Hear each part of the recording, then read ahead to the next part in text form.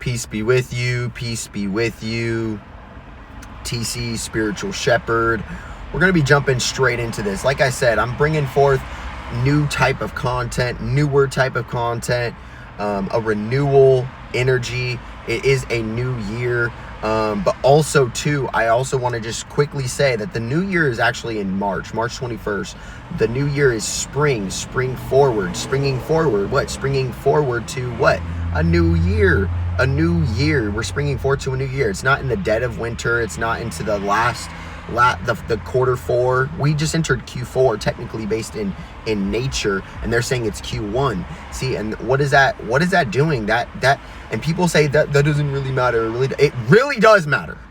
It really does matter, because when you know what the spirituality, and I don't want to trip you guys out, but when the spirit of winter versus the spirit of spring, those are two different spirits, bro. That is two different spirits. Okay, those are two different spirits. People, I'm gonna kind of get into the spirits of things, the spirit of things. Okay, everyone has a spirit, everyone has a soul, but it's how tapped in or how not tapped in they are. And two, they could be using that energy for negativity, and then therefore they are extracting or denouncing or repelling the soul in them. So that's a lot of what people are going through. And then there's some who are actually reclaiming old pieces of themselves.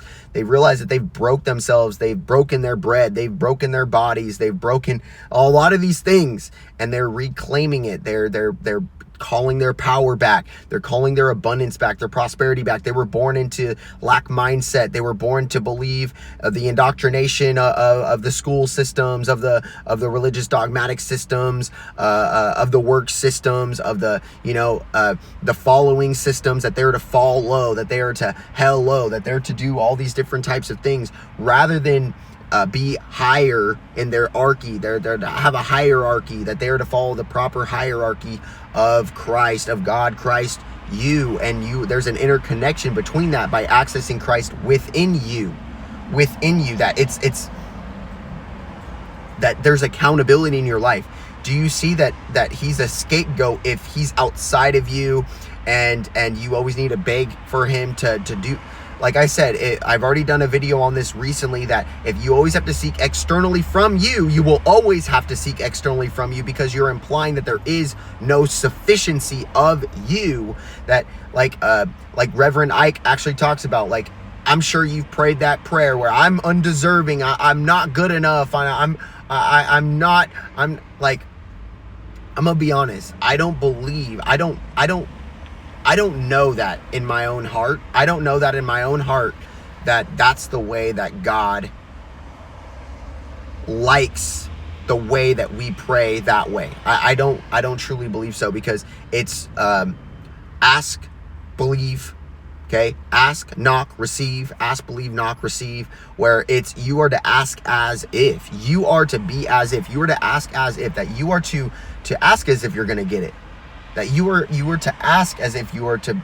And two, people are thinking that being biblical and being Christ-like is against prosperity. Actually, it's the most prosperous type of lifestyle. It might be different, but it's absolutely prosperous. Steady fasting, steadfastness, being steadfast in your uprightness, in your uprighteousness, in your uprightness is what brings forth righteousness. That I'm starting to work on my better terminology, and my better terminology is already starting to come into play easier for me, easier and easier. It's so subconsciously just easy for me to not say bad words anymore, to get rid of any of my negative words, to get rid of any of my negative terminology, because I don't even need to hold on to that negative terminology anymore. I'm just a positive being. And by you perpetuating those cycles over and over and over again is how you're impacting your life for the betterment of your life and the betterment of other people and the betterment of the collective, which we call Christ consciousness. Now, what level is that Christ consciousness on? In what way are we impacting other people? In what way are we impacting of self? When you require less, you can give more. When you require less, you can give more by the law of substantiality. by the law of substantiality, that if I already am filled with the substance of the Lord, if I'm already filled with the substance of Christ, I'm filled up. My cup is full. My cup is overflowing. So of course you can have some, because I'm totally filled up. I'm fulfilled. I'm full and filled up. I'm fulfilled with that of the Lord Christ. Okay? Within me. It's not that I have to go and get it. I don't have, see, and okay, let me explain this. This is materialism. This is American materialism and dogmatic materialism, that if I have to go get a new car for me to feel good enough, that is not me looking within myself and being self-sufficient, being content, being sustained, being satisfied, whatever word you want to give it. There's no such thing as contentment in that. You would have to go outside of yourself all of the time to finally be maybe good enough, but then eventually it would still not be good enough. And how many of you guys are in that perpetual cycle, or have experienced that perpetual cycle, or know someone who's ever experienced that perpetual cycle? Plenty of people. And I can say that I was one of those people until I practiced minimalism, until I practiced different type of spirituality, and I started to think about, what would Christ do in this situation? What would Jesus do? WWJD. What would Yeshua do? WWYD. WWYD. What would Yeshua do? What would Yeshua do in this situation? He'd probably fast. He'd probably not be eating. He'd probably not eat the cupcake. He'd probably not eat the bagel. He'd probably not eat the bread. He'd probably not do any of that stuff. Okay? He'd probably not sip the wine. He'd probably not drink the alcohol. He'd probably not eat the candy bar. He'd probably train. He'd probably do his breath work, because ruach is breath, which is air, which is wind, which is breath work. We're to work out. What is our work? Work is, look at the scientific definition of what work actually is. It's like and to look at power versus force, the consciousness scale of power versus force by Dr. David Hawkins, but also too, like, output is work. By just outputting goodness. Look, you don't have to go work for a man or the man or another person. An other person. You don't have to work for another person. You have to learn how to be self-sufficient for you and your family.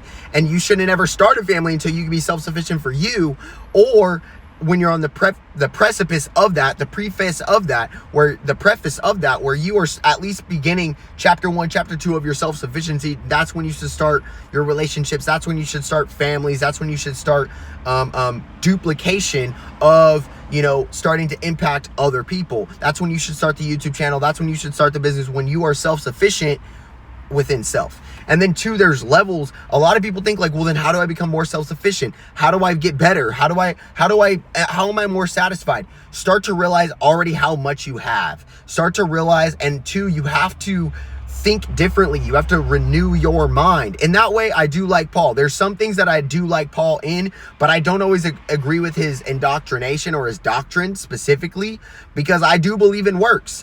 I do believe in works. And I believe in works because James says, which is the immediate justice brother, the immediate just brother, somebody who followed the law, somebody who was his immediate brother of Yeshua, James, or and then 2, if James is his name but there was no J, who is James? Because James, there was no J then, so what is his actual name? See, they probably took that out, because if you were to say his name, there's a power, an egregorious energy of his name that has been spoken for millennia, that has a power over that of negative entities, that they fear him. They fear him because of his shining angelic light, or archangelic light, or that of a saint, someone who is sanctified, somebody who is sacred, somebody who is secretive, somebody who is occult, somebody who is mystical, magical, majestical, majesty, magi, okay?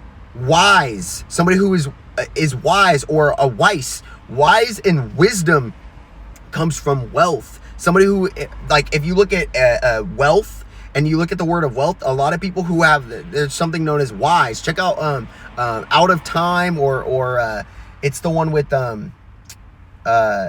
Justin Timberlake.